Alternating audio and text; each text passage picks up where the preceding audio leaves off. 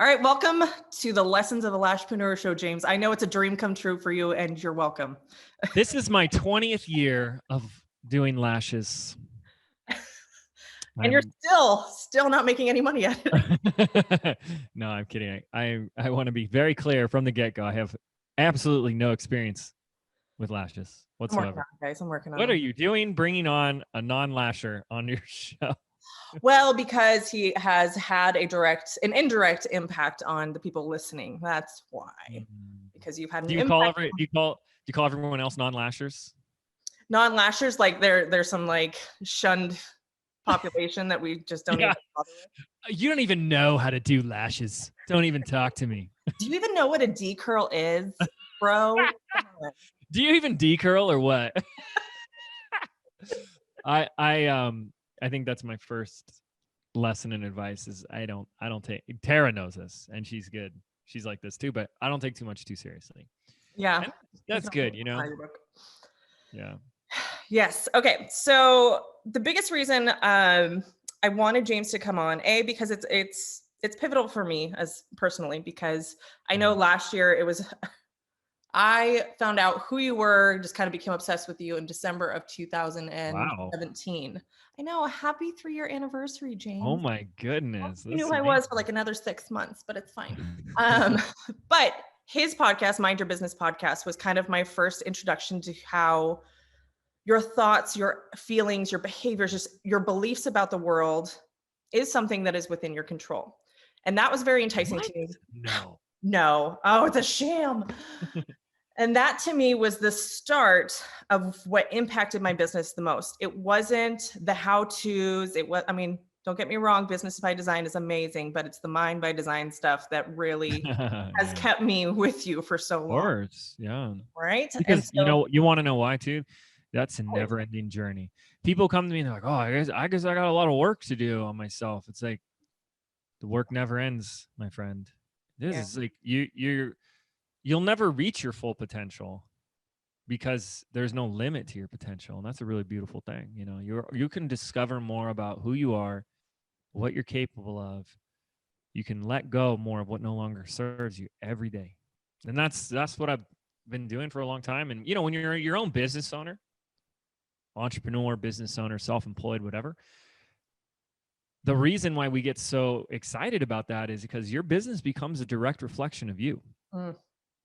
So the way we approach business growth is grow you grows the business. And that's the problem. A lot of people are looking at everything externally, right? Like, let me change this, fix this, control that. Then I can be happy, safe, secure, successful, etc. Right? And that's the backwards approach.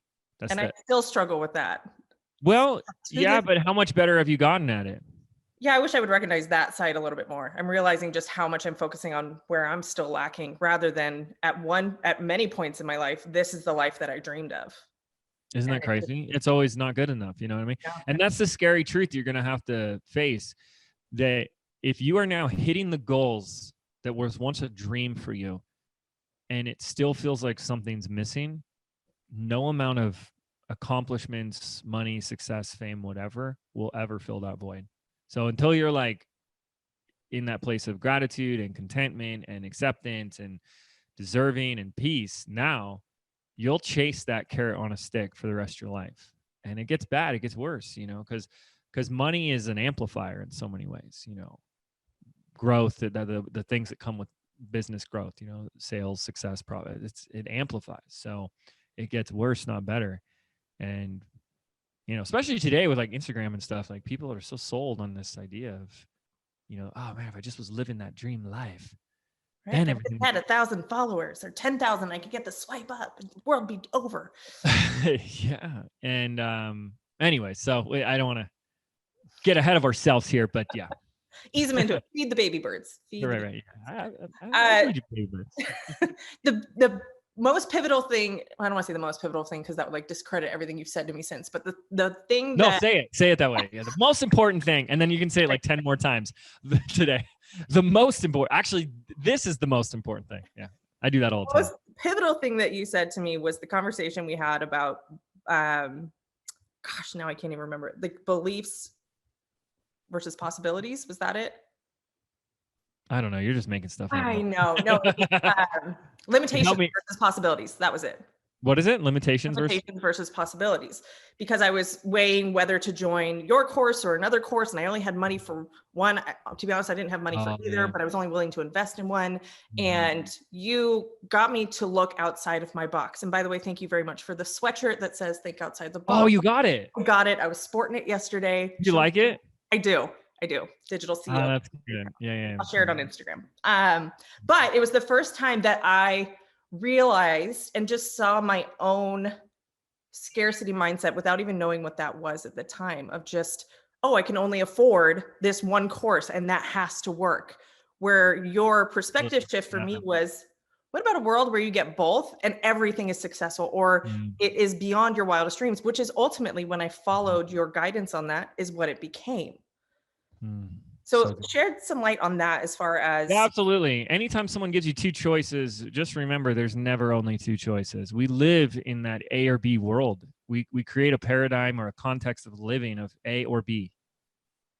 And so much of the turmoil and the suffering and the resistance that we face in our life is when we can't make these decisions, but we've already decided that there's only two options. It's like we create a game.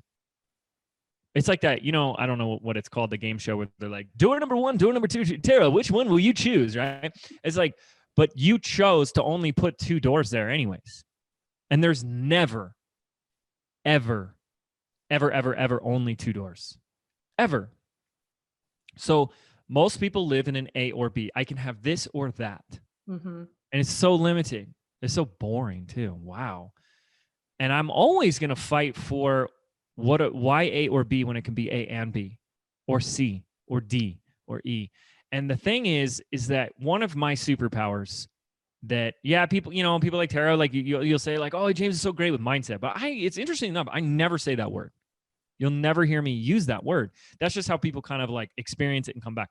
But what I've done that's helped me grow our business, which helps me with a lot of clients, is what we can boil down to something almost too simple of a label, is a problem solver. Okay. I can solve any problem on the planet. Really, like that's how I operate. And that's not cockiness. I'm not trying to, no, I want you to have that skill. I want you to feel that, you listening. I want you to be like, life, give me your worst, because I got this. Like that type of certainty and power. Yeah. Because I think one of the biggest lies we've ever been told is that you're not powerful. And that's why we spend our life giving our power away.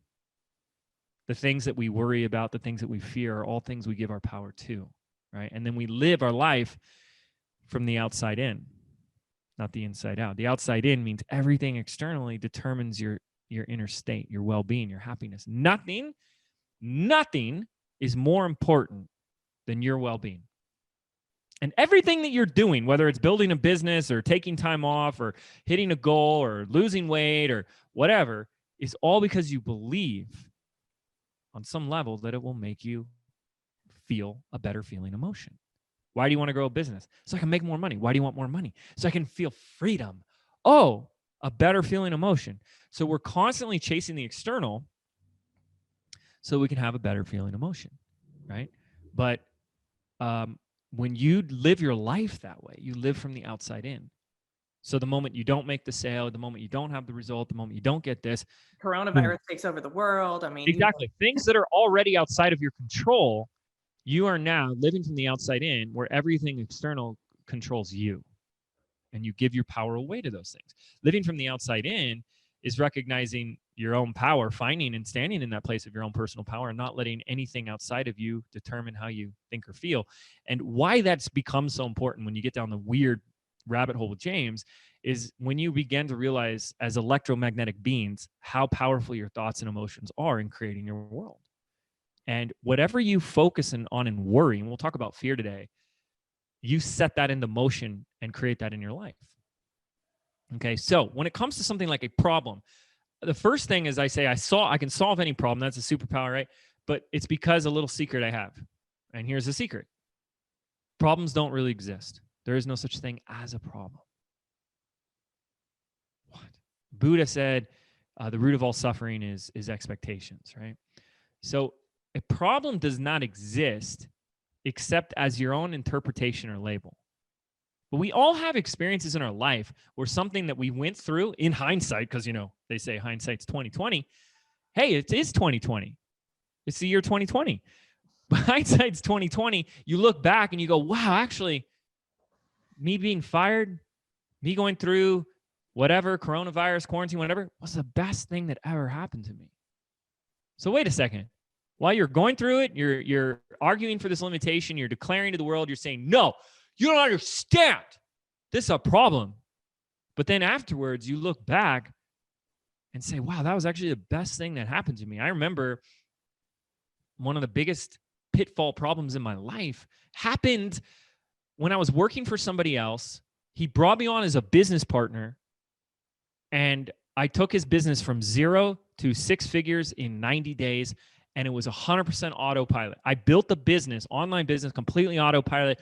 Boom, boom, boom. We were making like $600, $700, $800 a day. And I was young and broke, and I was stoked. And I built it so that we could both be hands off. And you know what he did? He came to me one day and he said, this is great, awesome, but I don't think I need you anymore. Wait, what? What? Bye, goes, yeah. What are you talking about? I just built this whole thing he's like, yeah, but I don't need you because it's all, that was the point. I automated it so we wouldn't need to work. And he goes, yeah, so why should I have to keep paying you? And I was like, I thought we were partners. He's like, well, we didn't sign a contract. Oh my goodness. And he dumped me. And I was devastated because I had just signed a lease on an apartment, and the money, I couldn't afford it before this project. So now I'm up the creek without the paddle. And now I put everything else on the side and put 100% of this. How devastating would that be? I was going from like no money to making a couple thousand a month all of a sudden, and then like making decisions expecting that money to continue to come in, and then nope, rug pulled right out from under me. I share this story because I was angry, I was devastated, and it was very easy for me to choose to see that as a problem. And if I took you to my hometown of Laguna Beach, I could point to the step where I was when I had that phone call with them. And I took a step, and then I took another step, and on the third step, I made a choice. And I chose then to never let this be a problem for me. I chose then to let it go. And I chose that on that fourth step, I chose, and that's what we're talking about. Life is choice.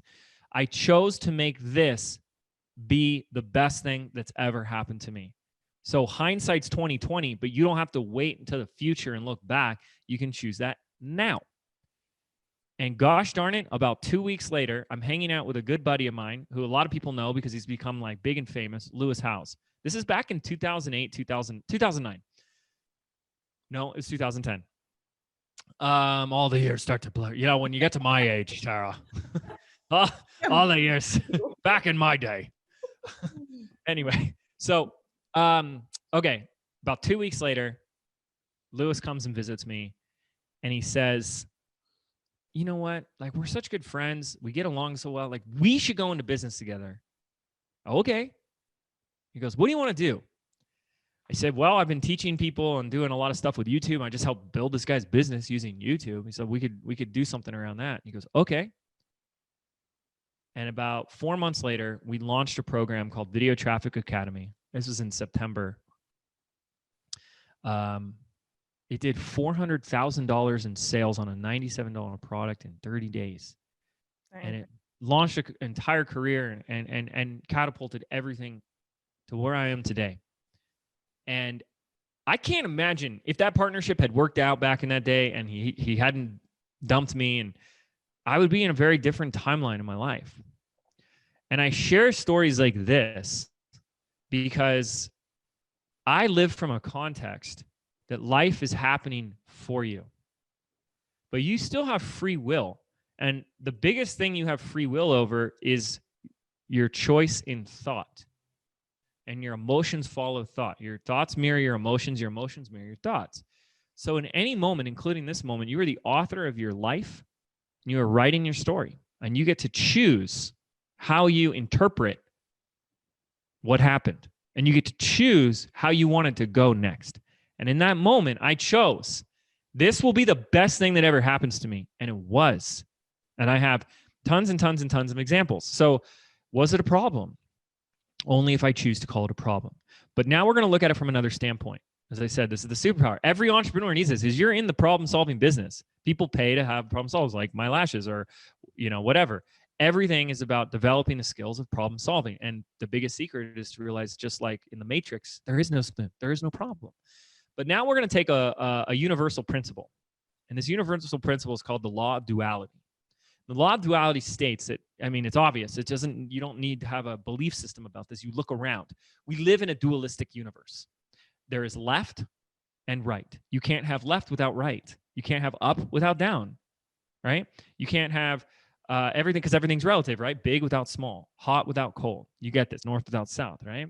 So that also means you can't have problem without solution. We live in a dualistic universe, which means anytime there is a perceived problem, choice of problem, simultaneously in that moment, the solution has already been created. The solution exists. And that's my secret to problem solving. I know that there really is no problem there. There's just an experience of something unwanted.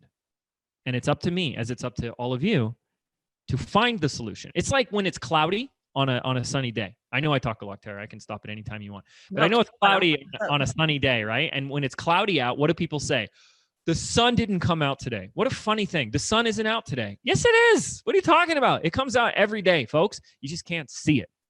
So when you can't see the solution, when you can't see the opportunity, a lot of people start to believe there is no solution. There is no opportunity. And that's never, ever, ever, ever, ever, ever, ever, ever, ever, ever true. The solution, the new opportunity, the possibility, the outcome, the lesson, the growth, whatever, the good is there. It's just up to you to find it. But Einstein told us you can't solve a problem from the same level of consciousness that created it, because if you keep focusing on problem, you create what you focus on. We know that now. Science is telling us, the quantum physics is telling us, neuroscience is telling us, your brain, you tell your brain what to focus on, and that's all it will find. That's all it will see. Because neuroscience says your brain does not match your beliefs to fit your life out there life. No, it fits your life out there to fit is a reflection of your pre-existing beliefs. So whatever you see in the 3D through your eyes is a reflection of your inner world.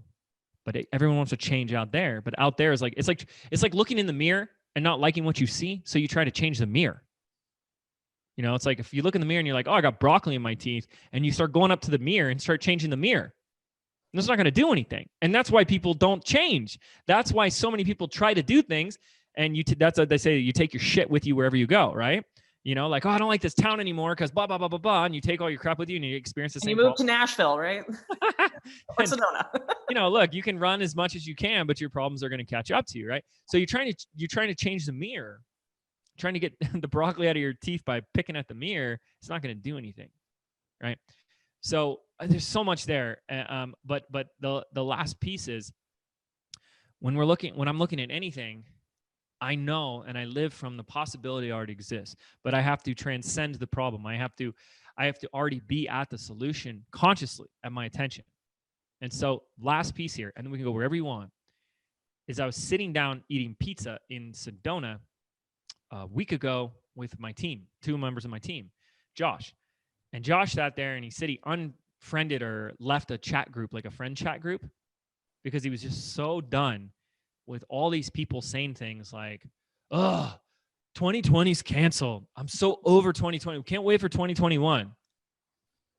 And he had to get out of that group because he had to really stop and think. And he said, he's like 31, 32.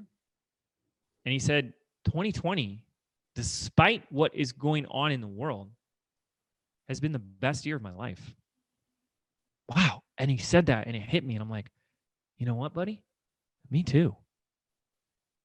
And that's not, well, I'm not trying to brag or rub it in anybody's face. It's a testament to number one, that despite what can be happening in the world, pain, and this is something my mentor, my shaman told me long ago, pain is a blessing. Pain is a tool for us, because if I put my hand on a hot stove, it hurts for a reason. So I can get my hand off the stove. Pain is there to tell you to pay attention. There is something here for you to learn. There is a lesson.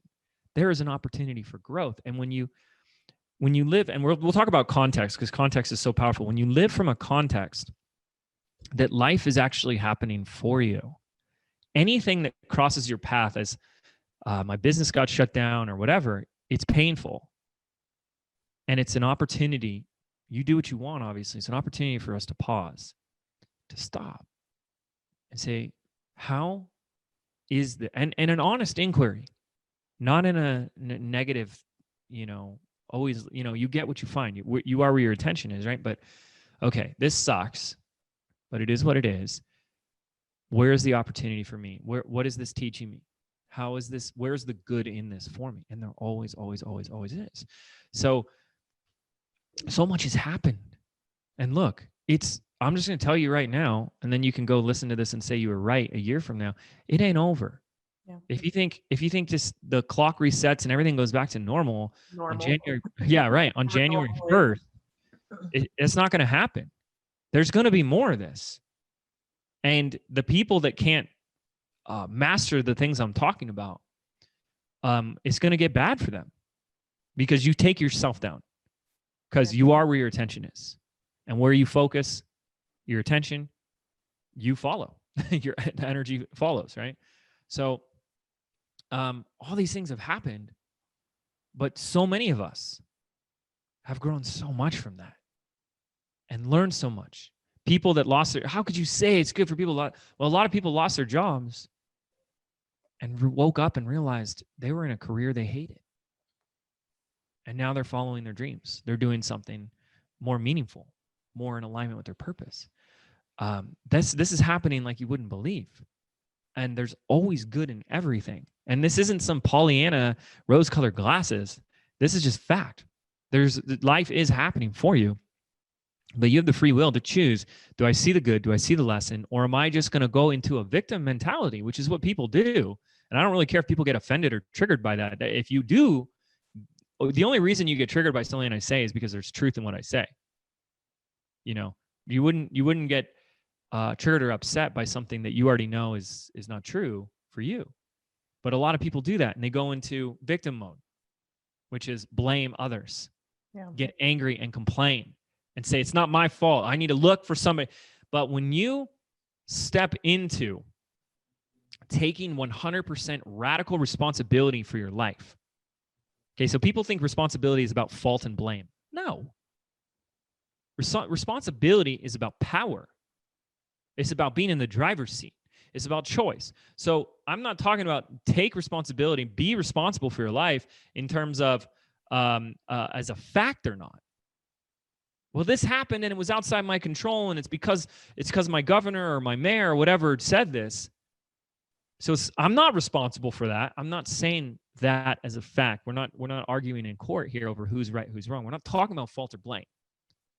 What we're talking about is saying right now, you look at your watch, you look at your phone, at the date and time that you're listening to this. In this moment, when you choose, because it's a choice, when you choose to look at the cards you've been dealt and have acceptance over those cards, I believe to the degree in which you accept your current circumstance, it's the degree in which you have the power to do something about it. And you choose to accept the hands you've been dealt and then choose to step into a place of full responsibility. In other words, we don't say, I can't because of someone else. I can't because someone, something, whatever, whoever has power over me.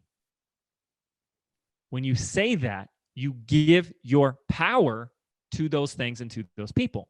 And the only reason we do that is because we don't think we have that much power. We don't think we're powerful. And you are so much more powerful than anyone ever told you.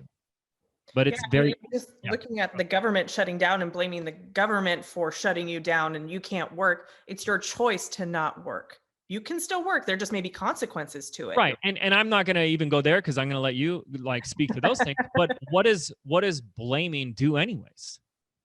You know what I mean? Like, look, if you're going to do something, right? But sitting there and talking about something doesn't do anything except gets you off the hook for taking responsibility for where you're at.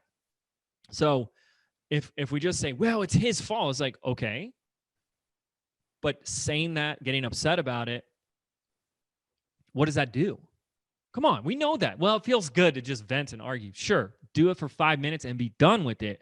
But if for the last 4 months, all you found yourself is complaining about it, what has that done to change anything? That is you in resistance. Yeah. When you are resisting what is, you have not accepted what is. And like I said before, to the degree in which you accept what is the degree in which you have the power to do something about it. And when we accept your current situation, you get your power back. This is my situation right now. This is it. It sucks. I'm not saying put a fake smile. I'm happy.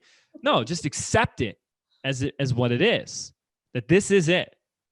And I can sit here and continue to blame somebody, or I can do something about this. I can find an opportunity in all this. I can find a lesson. I can see what I haven't been able to see yet. Because I do take a very spiritual perspective to life and business. And when I adopted that context of spirituality, that changed everything. Because anything about lack and limitation is an illusion. Okay. So abundance is your natural birthright.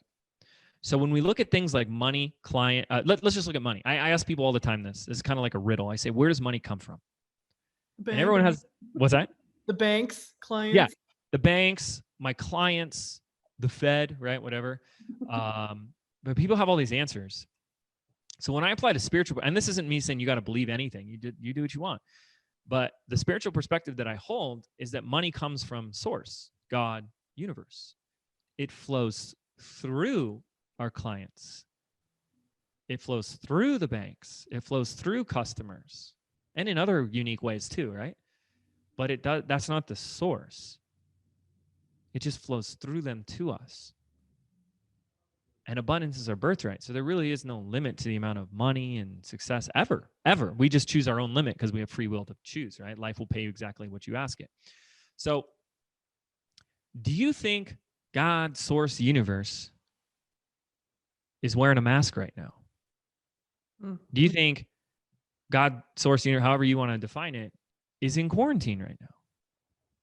That abundance is always present. Always, no matter what's going on in the world. And I'm so fortunate that I live out in Sedona because it's a small town and it's very nature. So I live on an acre of property that borders national forest. So while I'm talking to you, I'm looking out at miles. It goes on for miles with no humans, right? I'm on the edge of town. It's so cool. And I look at the trees, I look at the red rocks, nature. And nature doesn't care about what's going on. It is immune to everything that's going on in the world. You know, we're a part of nature. And we come from that. But we get so caught up in this collective group thought. Instagram. Instagram, the news, when friends want to meet up, and so in this fear cycle. And I'm sitting here looking at a deer the other morning and, you know, rabbits. And we have these javelina, these pigs, they're wild boars on the property. And it's like, well, they're not really concerned about this, right? They're still living in their abundance. They're still present, living in their abundance. They get food and water and shelter every day. You know what I mean? And it's easy when you get into that fear and survival, and it really just pulls you away even more and separates you from source. And I'm here to say that no matter what has happened, that, you know, again, it's a spiritual perspective. So interpret this the way it will work for you. But God, source, universe hasn't quarantined away from you, hasn't separated from you. You're still connected to that. But that's your choice, right? To open and keep that connection. And and flow through. So there's always, life is always happening for you. There's oh man, but just for so many people, especially because I've had this conversation with people, and Tara knows for months now, like ever since March and April of this year. And we've seen so many people pivot or lean into things and experience tremendous success, like unprecedented levels of success. And that's so exciting. That's so amazing. And that's available to everybody. But it does start with what's going on in here, in our head and in our hearts. And that's about living from the inside out and not the outside in. And I just think it's so important, because there's going to be more stuff to throw people off their game. And we need more people that have that level of resiliency and personal power that don't get into fear. And we can talk about things like context and fear, but I'll pause for a while because I think I've just talked for an hour nonstop. Sorry. I'm just sitting here, I wish I had popcorn. It's so good.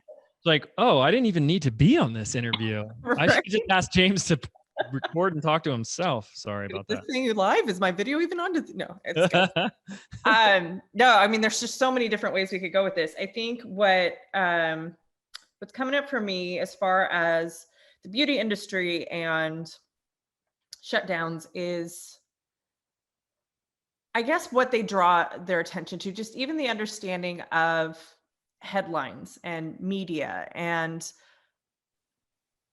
distinguishing, I don't know, just more protecting of themselves. So for me, for instance, I deleted Instagram off my phone because it was becoming very toxic for my mindset, for my brain, for my ability to run my business, when I was constantly exposing myself to whatever anybody wanted to post, especially when things started getting really intense and heated with the racial injustices. Because as an empath, I felt so much pain for other people's experiences that it was becoming paralyzing to me to continue to expose myself to it.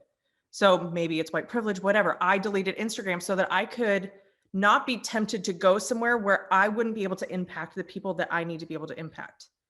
A month later, I was like, fine, I'll get back on Instagram. Like, I'll start to be more present. And I felt I've been hiding since quarantine and coronavirus kicked up, because part of me is like, my family was in crisis mode and that's where my energy needed to be. But then the business wasn't doing as well as I wanted it to. And so I felt torn. And that ultimately led to us moving to Nashville, which I haven't discussed on the podcast, and I will, but we decided that one of the most empowering decisions we could make was to move our family to a place where it wasn't still shut down, because California was still shut down when we left, that my kids could have more nature, more trees. I mean, we look out to trees, we have deer in the morning, but I felt like I needed to make choices in my life that didn't make sense. Yes, it upset my family. Yes, we moved away from everything we know. We don't know anybody out here. We're starting over. But it almost was just that one step to taking my power back. I put Instagram back on my phone, and just yesterday I deleted it again because I noticed it was like default. I'm just conditioned to go on there, and whoever, that's kind of like the beauty and the curse of social media, is that anybody can post whatever they want and hijack your feed or your mindset for the day if it's not in alignment with you staying positive. Even if it's your competitors who are doing well and you're like, well, I'm not doing well. What's wrong with me? Yeah. So just more so like how to get unstuck when you're feeling beat down, or how to go into abundance when you feel like so much of the world and the media that you're being exposed to is lacking in scarcity and fear. And we need to get clicks onto our website. So we're going to have these really polarizing posts that put bad thoughts in your head, and like just protecting yourself. Any advice on that? Well, I have a lot of advice.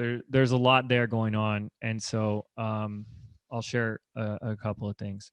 So yeah, as a business owner, we need to be using social media, but at the same time, and there's documentaries coming out now, right? It's bad news. It's bad for the brain. It's bad for us as people. You know, what it's doing to create these addictions to it. You know what I mean? Those it's not good.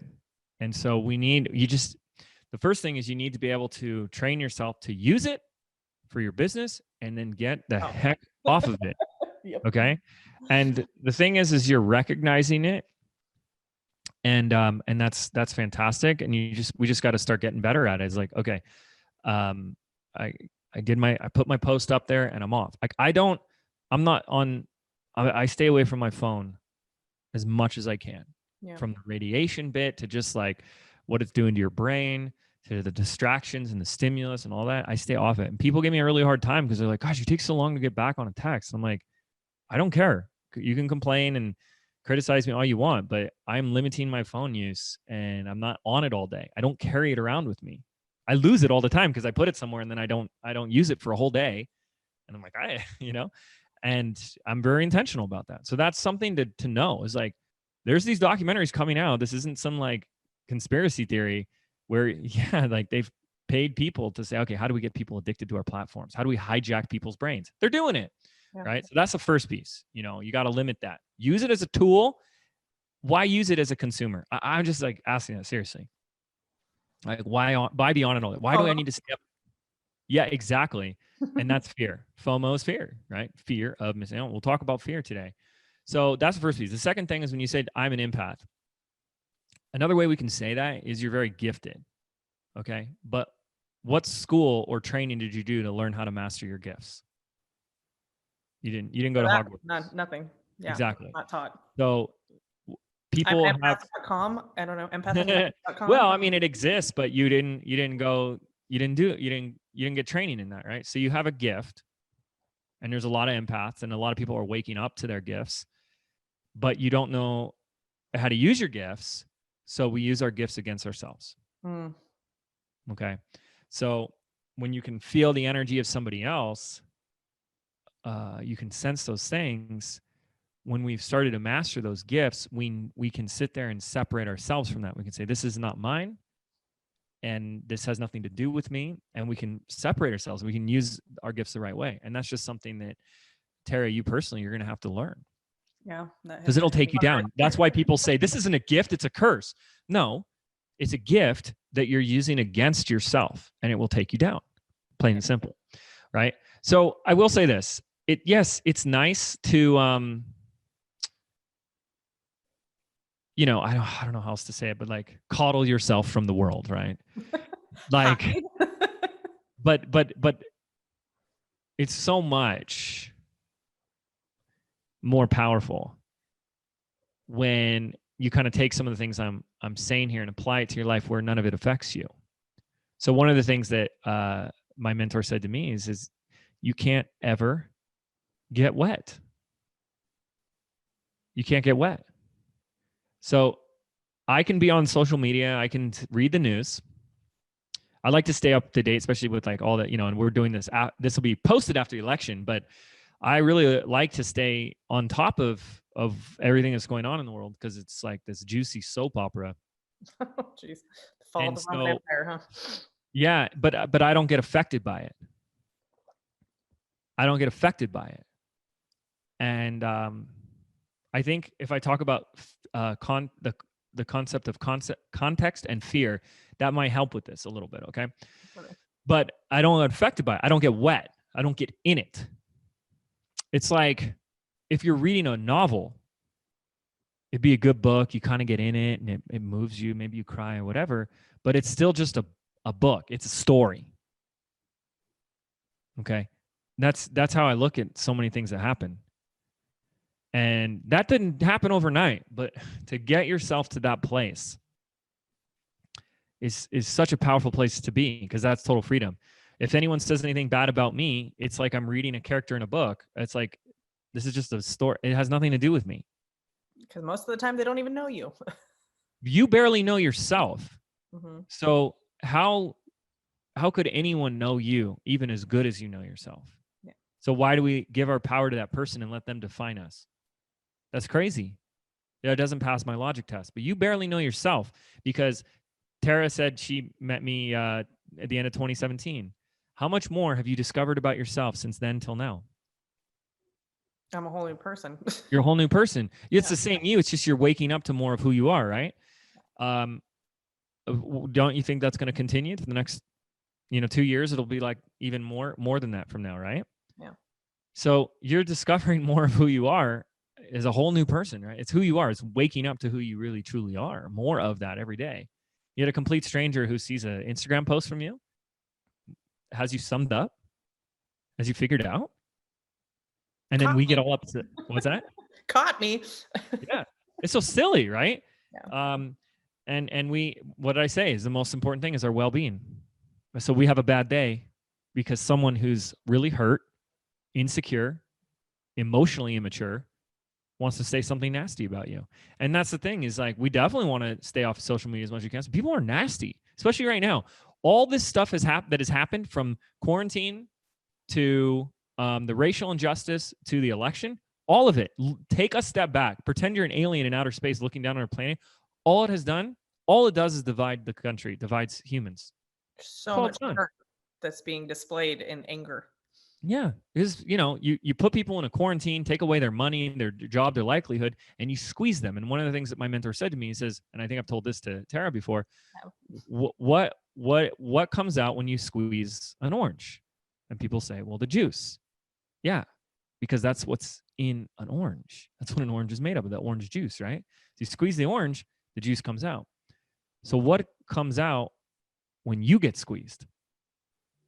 And that's what you're seeing. You're seeing people in a lot of fear and a lot of anger. Anger is a form of fear, right? It's a derivative of fear. So that's what's within already. People are being squeezed this year. And the people that have never had to deal with their stuff and learn these kind of things, they go sideways fast. And if you're in your own business, that'll take you down. Yeah. And that's what we're talking about when we kind of say like resiliency. So if you look around, it's all division. It's just everyone's upset. Obviously, that's a generalization. Not everyone is, but a lot of people are upset. They're angry. They're emotional. They do not have a level of emotional intelligence, so they don't know how to manage their internal state. And they're saying nasty things. That has nothing to do with you. It never has anything to do with you. It's just people having a really hard time. And wow, what a powerful place for you to be in a state of understanding and compassion. It never has anything to do with you. I trigger people all the time. I hope I've triggered someone on this call already. If not, I'm not doing my job. But you getting triggered by something I said has nothing to do with me. I'm living my life. I have found that place of well-being, of happy, of peace, of gratitude every day. And you won't hurt me, affect me, or change my quality of life or that well-being because you get upset by something I said. You being triggered by what I said is the opportunity for you to see where you have more growth. Because Tony Robbins said, turn frustration into fascination. And boy, ain't that the truth. That's not what people do. They go, I need you to stop being you so I can be happy again. How's that working out for you? The whole world has to stop doing what the whole world wants to do so you can get back to well-being. That's never going to happen. People are going to continue to say and think and do what they're going to do. I'm so offended. This is so offensive. We have buttons, and then people push these buttons, and we react, and then we get upset that they pushed our buttons. All you have to do is get rid of the freaking button, and we don't have a problem anymore. You know what I mean? So, yeah, people can say what they want, or things can happen on social media, or whatever. There's no buttons there for me to push, or for them to push for me, or whatever. And so there's no reaction, right? So stay high, stay dry. Don't get wet. And we have to, again, yeah, maybe it's a short term right now. There's like, I just need to take some time from social media, but that's not the answer to hide, obviously, because that's a decision from fear. Yeah. That's saying, I will still give my power to these people and places and things, so I will hide. That hiding is already giving your power to them because they're choosing how you live your life. I will hide now. I will determine how my life goes. My life is now determined. My quality of life is now determined by someone or something else. And we do this all the time. It's tragic. It's like, or just live your life because it's your life. And that's a really simple, obviously, but just powerful reminder. It's like, this is your life and it's very short. Yeah. And for some people, it's a lot shorter than others. And I want to get to the end of mine and say, like, I played full out. I didn't operate from fear. And I lived it my way on my terms. It's like, you're the author of your story. So you create it. You run the show. But we don't feel the sense of that many times. We feel like everything is happening to us. and affecting us. But that's the story that you're creating. And I've been there. That's why I can talk about these things. I've been there. So let me talk about fear in context, if that's cool. Yeah. Okay. So it's really interesting what's happening right now, because you got a lot of people in fear. And what the shaman I work with, my mentor Don Javier, said to me was one of the most powerful, profound, and simple things, because the most powerful truths are the most simple truths. He said, James, fear is your worst advisor. I think we can all agree with that. Fear is your worst advisor. We were born into a context of fear, because from a young age, we're so small and everyone's so much bigger than us. And everything they're doing is to try and keep us from dying, right? Like, don't touch that. Oh, don't go over there. Don't eat that, right? So very quickly, we are told that the world around us is dangerous and we are very small and we need these big people to keep us alive, right? And fear becomes something we learn that is a part of our everyday experience. And we get so adjusted to it that we don't realize it. Yeah. And then when something happens, even when something doesn't happen, when we go out and make business decisions, we don't even recognize how many of the decisions we make, how many of the actions we take are informed by this advisor that is our fear. And you already know logically that if you make decisions and operate from fear every day for the next 12 months, you're taking yourself and your business down. Because from an energetic perspective, that which you fear, worry about, you set into motion and you bring into your life. So we have to start recognizing this, because the tricky part with this is that fear takes many different masks. I'm not afraid of anything. Okay. Fear takes many, many different forms. Yes, there's actual fear. Like, I'm so afraid if this is, I'm so scared right now. Okay. That's a form. Another mask is the mask of logic, reason. So many people try to listen to what Tara said earlier, like, this decision to move didn't make any sense. Yeah. So people use making sense, logic, and reason, and it's a form of fear. Like, I couldn't possibly follow my dreams because the world's going through this. That's a form of fear. You're talking yourself out of what your heart wants because you're in your head. Anytime you're overthinking, right? Overanalyzing, that's a form of fear. I don't want to make a mistake, so I got to think through all the things, right? Well, that's a form of fear. You're afraid to make a mistake. So stress is a form of fear. Overwhelm. This is fear in our life. You're only overwhelmed or stressed because you don't think you're going to be able to do what you're going to do. Like, if you just stopped and recognize when you're overwhelmed or stressed and just said, everything's going to get done and everything's going to be okay. And if you believe that, you find yourself not having overwhelm or stress at all. So stress and overwhelm are choices. So the next piece to remember too, and this is really interesting that all these people are doing this right now. And this just shows where people, I say this with as much compassion as I can. I'm going to sound like an a-hole here, but it just shows how emotionally immature people are. It's not their fault. I don't know about you, but I didn't take a class on my emotions and my thoughts and how the mind-body connection works in high school or growing up, right? So no one did. But people are going around right now and saying, if you're not afraid, you're not taking this seriously enough. Yeah. And what people don't get is that there's a big difference between fear and danger. Danger can be real and indisputable. Like, if there's a lion right in front of us, yeah, that's danger. But fear is your choice or response, or rather reaction to something that could be real or imagined danger. So because someone isn't as afraid of you, that doesn't mean they're not taking it seriously. This is so silly. Oh, I need to be more afraid.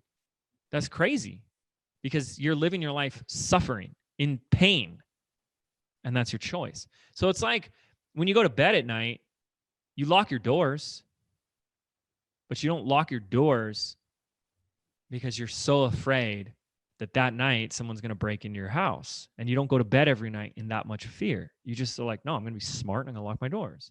So be smart, but remember, fear is a choice. So what is fear? It's really, really simple. This is my definition of it. Fear is an emotional state, and it's not a good one, obviously, that you feel in the present when your mind, your attention, and your consciousness is on a future that hasn't happened. Yep. That you don't want to happen, but you actually believe is going to happen. Yeah. That's all fear is. It's when I put my hand on a hot stove. Oh, it's as simple as this. I hope people get this. When I put my hand on a hot stove, I feel pain, so I remove my hand. When I put my mind, the power of your conscious attention, the power of your thoughts, when I put my mind on an unwanted future, same pain there. The pain is there to tell me to move my attention. But that's not what people do. They fixate on it. They obsess over it. They dwell on the unwanted. And then law of attraction kicks in because you focus on that thing that you don't, we're going to be broke and homeless. We're going to lose the house. And then you feel that, oh my gosh. And then more thoughts come in. Yeah. And then you start identifying areas in which that might be true, or it's happening, or it's similar to your past experience. So that future hasn't happened, only in our mind. And then it creates us in the present. And then we become that thing that we fear now, and we make decisions from this new place.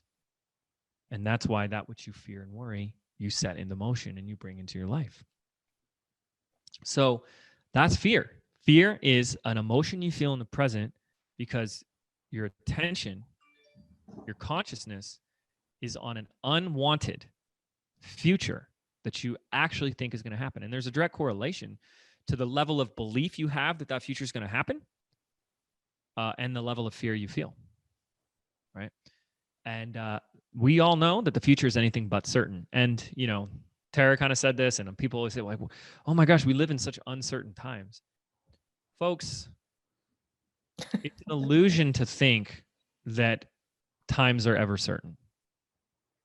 That's just kind of a daydream we tell ourselves so we don't worry anymore. But the future is always anything but certain.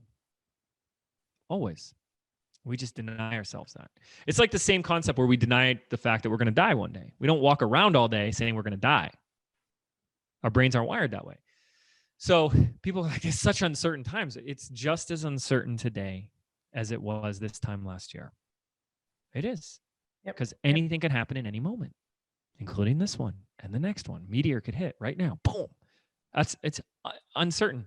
When we accept that, that's powerful. That's really, really powerful. So let's talk about context for a minute. Okay.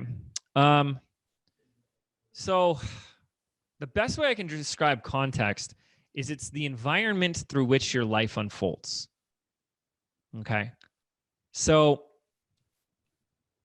here's a great example of this. This is a great metaphor. So let's say you're driving your car and you're late. You're late for a job interview. Okay. Just imagine when you had jobs and you wanted to get a job and it's really important and you're late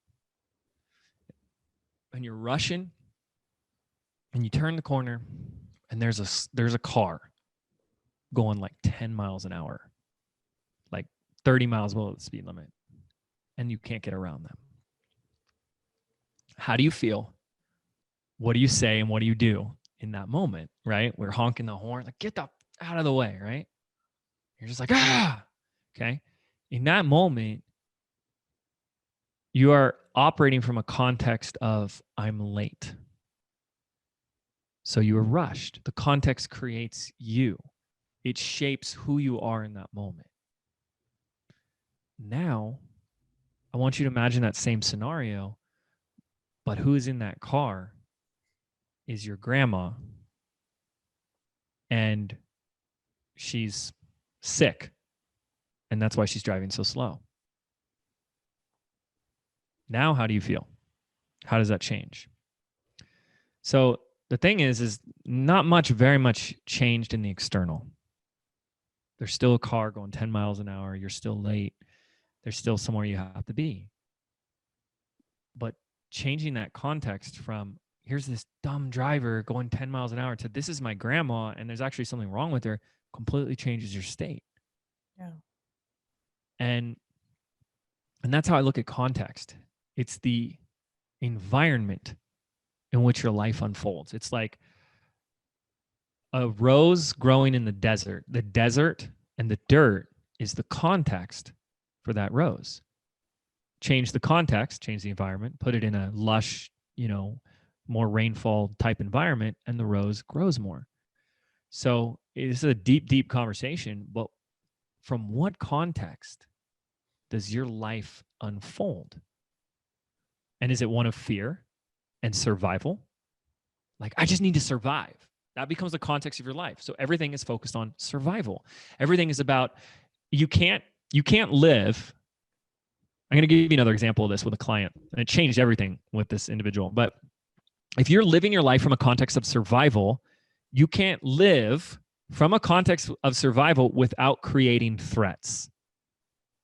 So you create threats so that you can survive. I had a client, and I noticed a pattern in how she was operating. And what we realized is that everything as a context for her was about fighting. She even identified, I'm a fighter, and I'll do whatever I can to win the fight.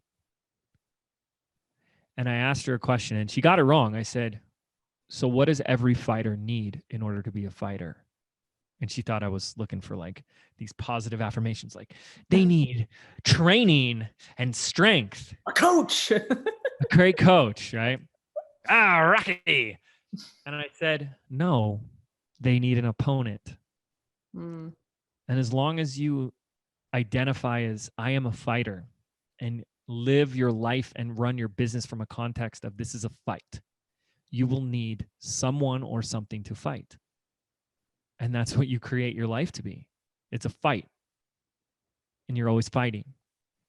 But that's just something you created and you chose. Maybe it worked for you at some point in your life or whatever. That's great. But how long can you keep that up? How long can you continue to live from survival? Just always trying to get by. And when she got that and dropped that, she realized that the opponent and the fight was an illusion of her own creation. She never had to fight again. And that's what I'm saying to everybody here. If you're operating from a context of survival, you always need threats to your survival in order to operate from a context of survival.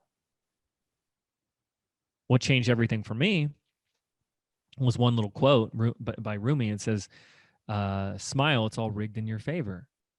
Imagine what changes when you live from a context of it's all happening for you. Whatever you went through this morning, yesterday, 2020, is happening for you. How does that change you in this present moment? Just like knowing that the car in front of you is your grandma changes your entire state. Well, why does that matter, James? Just tell me what to do. I got to figure out what to do. No. Because the doing, you want results. You want new results. You want different results. The results are contingent upon the actions that you take, the doings, the actions, the behaviors. What do I do? But the doing is only as good as the being doing the doing. Right? So the person who's in fear, who's trying to survive, who's stressed, who's angry, who's scared, could be given all the right steps and they're still going to get it wrong because the doing is only as good as the being doing the doing. Change the context, you change your state, who you're being. And if you're constantly in a state of fear, problem, this is bad, this is wrong, then what are you creating from that state? And what allowed me to get out of survival in my own life is realizing like, I'm okay today. And I've really always been okay. Doesn't that mean I'll always be okay? Yeah. Everything always will be, and is now just okay. It's okay. And it's all happening for you. And then I share with my students, what will change when you live into the fact that your success, whatever success means for you, and I can define success too, is inevitable. If you knew without a shadow of a doubt, so you believe in all these fears, that's why you have fear. You believe that these things will happen that are bad. Why not at least put some of that faith into what you want and spend a little bit more time feeding that your success is inevitable? And that's a massive switch for people, because most people are living from an uncertainty of like, what if this doesn't work? What if I'm never successful? What if I never make it? What if I never get over this and solve this or whatever? But when you switch to no, I will. It's going to happen. Yeah. That level of certainty and power and confidence, conviction, it will happen. It's amazing how much that changes and shifts your entire being. And so your success is inevitable. It's maybe a matter of time, maybe a little bit of work and getting the heck out of your own way, but it's inevitable. Yeah. And when I adopted that context, I went from survival to thriving. I went from, gotta survive. Oh my goodness, the world's against me. This is all happening to me. And I'm a victim to it, like a bag in the wind, to thriving, to no, this is going to happen. And I'm either going to get what I want, or I'm going to get the lesson I need so that I can get what I want. And that changes everything. And yeah, people say, oh, this is mindset, or what do I do? But this is so powerful and important. It's not important if you just want to be an employee and work for somebody else, but if you're going to go create something, you're in charge. Yeah. I don't care what business it is, and I don't care who I'm talking to. The buck stops with you. Can't blame anybody else. you can, but it doesn't do anything. You know what I mean?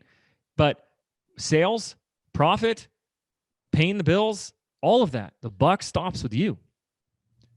And that's just the truth, you know? So, yeah, I hope that's all making sense for everybody. I know this is a lot. Yeah, it's like 3 years of what I've been learning and trying to figure out myself. And, you know, I think what my biggest takeaway is just from this conversation is just even for myself, how much intention I've lost just in the past probably 2 months with the chaos of moving and driving across country and navigating and settling everybody here, is like I've lost that intention of choosing my thoughts. Yeah. Because when they're just kind of this fear looming and you haven't really brought them to the forefront, or like, what is it I'm afraid of exactly? Like, what goal do I want? What is it I want in general? Even that can be a really paralyzing question of, what is it I want? Why am I working so hard? Mm-hmm. For so long, I wanted a business like James Wedmore. And over the past year, I've realized I don't want that business. It's an inspiration because of how much you've grown, but it's more so who you are, not the business you have, that I'm drawn to and that I keep investing into to try and learn more about. Well, let's take this to level 202, because it's like, oh, I recognize that with all the 3D stuff, because the 3D is very seductive, right? I mean, it's so easy to get caught up in all the things I got to do and all that, right? And you recognize, wow, this last 2 months, I really haven't been on top of that. So then be honest with me. Where did you go as soon as you recognized it in your mind? As soon as I recognized what? That you haven't been on top of being intentional about where you put your attention and your thoughts. Like shaming myself or guilt, or like, why haven't I been doing this? Yeah. Okay. That's the piece to talk about. I know better. I've been an entrepreneur for 4 years. Yeah. And I just lost all this progress. And what was I doing? And Why didn't I do this 6 months ago? Yeah. And that's more of not managing the thoughts. Yeah. And part of me actually started to do the work of like, okay, what is it you want? And starting to take care of myself, and even taking days off without that shame, because I know that, at least for me, that's my default of like trying to like bend my arm to get myself to force myself to do it. And that's the survival mode Tara that's just become, that set up camp and just hung around for far too long. And you're just using more of that survival Tara to judge yourself for not mastering this. Yeah. For falling off the wagon for a couple months. And I'm here to tell you that I've been teaching this stuff for a long time. Tara knows that. I've been living this stuff for a long time, and I fall off the horse every day, especially right now. Cause my situation is we're building 4 Airbnbs out here. We're moving out here. I'm still running a business with a whole, big team. And, it's a lot. This week alone, I had flooring guys in my house doing construction for 2 weeks, waking me up at 6 a.m., like pounding on the floors and everything. And I fall off the horse every day. Weren't you supposed to take like 150 days off this year or something like that? Well, I definitely did. Let me tell you. Oh my goodness. What was the number? I don't even remember anymore. Yeah, come March, you were like way behind, and then coronavirus hit. Oh, And as soon as quarantine hit, it was like, I don't even need to keep count anymore. This is easy. Jeez. But anyways, like I get so sucked into that every day because it's like, they're making a ton of noise. You can't work. You're distracted, all that stuff. But the difference, Tara, is that when I do catch it today, it's with a lot of compassion and self-love of like, oh, that's okay. There's always tomorrow. And that's what I'm saying, especially for very gifted people. We take ourselves down so fast. Yeah. And even if you've noticed you've taken yourself down, don't shame yourself for having shamed yourself, because now you're going to beat yourself up because you've been beating yourself up. And, it's like, there's a few things, right? One powerful quote is, we have to live, and I know Tara's heard this before, we have to live our life in this balance, in this dance about we're in the same breath. We care about everything, but at the same time care about nothing. We take all of this so seriously. That's why I like to start on a call, especially something like this, and I just goof off. Because it's like, stop taking it so seriously. Stop being so hard on yourself. Right. And just remember that this is this life that you came here to experience. And so experience. Why spend it being miserable? Well, you experienced what miserable feels like. Great. Now what else would you like to experience? It's really as simple as that. It's like watching a movie. Right? Like in order to know happiness, you got to know sadness. Absolutely. Yeah. That 100%. But when you watch a movie that makes you really sad, like The Notebook or something. Oh God. Oh gosh. That was them the whole time.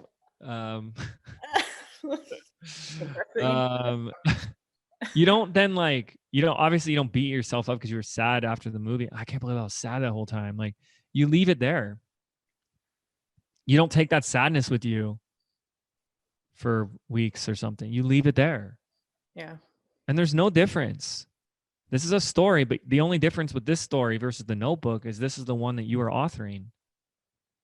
And so you are both the creator of the story, the author of the story, you are the main character of the story, and you're the audience to the story, all wrapped in one. But we lose ourselves in which one. We get so caught up in the story that we forget, and we only choose to view it from the character.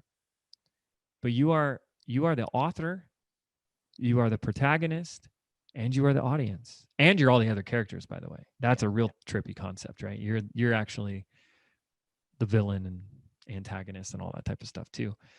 And to just remind yourself of that is just like gets you to kind of chill out a little bit, because you have all these thoughts, but you're also the observer of those thoughts. So like when I have a bad day or get upset today, it's just about an awareness of that. It's not about I have to be happy all day long. It's just like, oh wow, I'm getting a little annoyed right now. Geez, look at me, kind of get frustrated. That's okay. I'm human.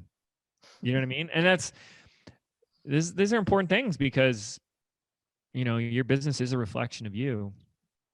And if we're going to, I don't want to use the word survive, but make it through these times and thrive, then we have to master these things. We can't get wet. We can't let it affect us. And everything that's affecting you from the external comes down to this. One simple quote. Maybe some of you have heard this before. We live in the feeling of our thoughts, not the feeling of the world. Mm. So everything that you are responding to emotionally is actually a response to your thought and not the world or the external circumstances like you think. That's why you hear all these people like the late Wayne Dyer say, change the way you think about things, and the things you think about change. I like to say how you see anything, how you see your business, how you see Corona, pandemics, how you see life determines what's possible for you. So let me say that again. How you see anything determines what's possible. So how do you see your business right now? How do you see Corona, pandemic? How do you see these things? What I mean is, what is the perspective, thought, story, belief, or interpretation that you hold about these things? I'm sitting here saying, this has been the best year of my life, not to brag or rub it in, but what a gift this year has been for me in terms of growth and experiences and being able to help more people. You live in Sedona now, right? Like I the moved here. surfer boy surfed every day, now lives And in that has a lot to do with, and you're smart too, getting the heck out of California, right? And I'm so grateful for that. I had no idea I would love it as much as I do here. People are like, you miss surfing? I'm like, how could I miss surfing when I'm here? It's so beautiful. It's so You're amazing. the vortex. There's vortexes. I'm surfing the vortexes, So how you see this, whatever, will determine what's possible for you. And you want to change that thing, but no, you need to change the way you see that thing. Because like I said, neuroscience tells us your brain doesn't match your beliefs to fit your life out there. It matches your life to fit your pre-existing beliefs. Your life is a reflection of your thoughts and beliefs. Don't like what you're looking at in the mirror. Change the way you're thinking about things, and the things you think about change. I understand that's really simple, but doesn't make it easy. No. But you don't need it to be easy. You just need it to be simple. And then day by day, we start to do that. And yeah, that takes time for all of us. So when you go, long answer short, when you go on social media and you notice yourself getting upset, reactive, you want to pause. And you want to say, how am I feeling right now? You want to get present to how you feel. I'm feeling kind of anxious right now. And then you want to say, what thought, belief, or perspective is causing this anxiousness? And you want to look at that. Well, I don't know. What would be an example of one of those? Yeah, I'm not good enough. I'm not doing enough. Here you go. Okay. Yeah. So here's a beautiful, beautiful way to kind of end this. So the anxiousness is caused by the thought that preceded it, which is I'm not good enough. Okay. So why does pain exist? For us to pay attention, right? Put hand on the hot stove, it means move your hand away from the hot stove. So anxiety, anxiousness is a negative emotion. So what is our soul or higher self trying to tell us when we put our attention on I'm not good enough? They're saying, stop it. That's not true. Move your attention. Move away from that, because that's a lie. Yeah. Any thought, any emotion, any thought that has a negative emotion connected, linked to it, is rooted in falsehood. Yeah. So I'm not good enough and it feels negative, anxious, it means it's not true. So when you stop, recognize that, and then take the time to move your attention to something that does feel good, you'll be moving closer to truth. You'll be moving closer to the perspective of God's source of the universe. And if you took the time to do that, it's like having a big ball of yarn all knotted together. Thought by thought, you have to untangle each one. It doesn't happen overnight. This is a lifelong practice.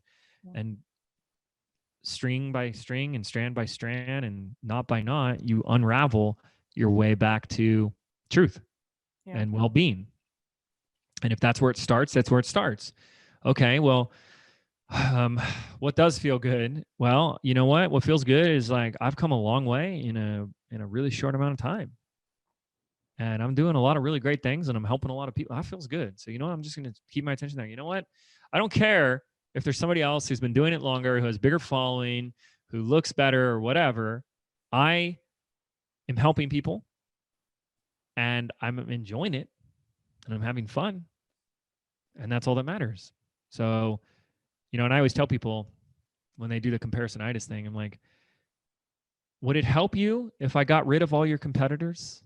Would you grow your business then? You know, if I got rid of all competition on the planet and it was just you, then Or if you there was do no evidence of what you want to do being successful, would that make you feel better right. that you wanted to be Exactly. successful? Because then people say the other side of that, like, well, there's no one doing what I'm doing. That means it's not going to work. Oh, geez. The thing is the mind's going to kind of find physical evidence out there to match your pre-existing beliefs. If you don't want to do it or you're afraid it's not going to work, you'll find evidence for it. Yeah. And then that's another form of fear, right? You'll reason and logic your way back into that fear. Yeah. So anyways, holy cow, we've talked about a lot. I've talked about a lot. I'm sorry. It's just me talking for 10 hours. This is the James Lessons of James show now. You just won't shut up. I love it. I love it. And I mean, this is part of the journey that I love about going on with you is just digging into the stuff that really matters, not, the social strategies, not the how to launch, not the step-by-steps, because that will come. Even most of us know that stuff internally. We've how to get more followers on Instagram. That's not the mystery that's holding you back from being successful. It's all this stuff that we've kind of just even scratched the surface on today. So thank you so much for going down the Wedmore rabbit hole. Yeah. If you want more Wedmore rabbit hole or Wedmore woo, where can people find you? Where can they? Wedmore in Wonderland. So I have a podcast myself. It's called Mind Your Business, the Mind Your Business podcast. It's on all the places where you listen to podcasts. And that's really a great place to go. It's the gateway drug to Wedmore woo. It's the gateway drug. And, buckle up because I'm going to talk about I talk about anything and everything, and it gets weird pretty fast. So I tried to keep it tame here because I don't know where your audience is at. But the thing is like this. You said electromagnetic beings. I'm like, I know people just were like, meh, next. Well, that's science. I mean, you can go Google that. It's like that's truth. That's why what do you think an EKG machine is, right? That's shooting electricity back into our body. So anyway, that's a funny thing too, is like a lot of things that I talk about are like very sciencey and people are like, whoa, that's too woo-woo for me. It's like, oh, you mean because you didn't learn it in high school?